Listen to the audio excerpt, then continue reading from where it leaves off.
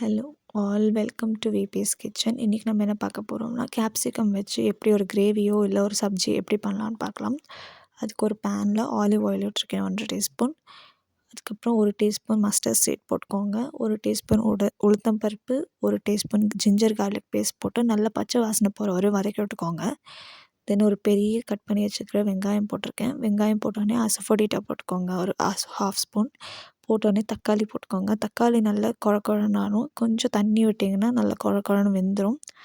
அப்புறம் 1/2 டீஸ்பூன் மஞ்சத்தூள், 1 டீஸ்பூன் காரப்பொடி போட்டுக்கோங்க. காரப்பொடி போட்டு கொஞ்சம் தண்ணி விட்டிங்கன்னா நல்லா அந்த ஃப்ளேவர் பச்சை வாசனை போயிடும். பச்சை வாசனை போனோடனே கட் பண்ணி வச்சுருக்கிற கேப்சிகம் போட்டுக்கலாம். கேப்சிகம் நல்லா ஒரு ஸ்டர் ஃப்ரை கொடுத்துருங்க. ஸ்டர் ஃப்ரை கொடுத்தோடனே கொஞ்சம் சால்ட் போட்டு எவ்வளோ தேவையோ, இப்போ நாங்கள் ட்ரை சப்ஜி சாப்பிட்றதுனால இப்படி எடுத்துக்கிறோம்.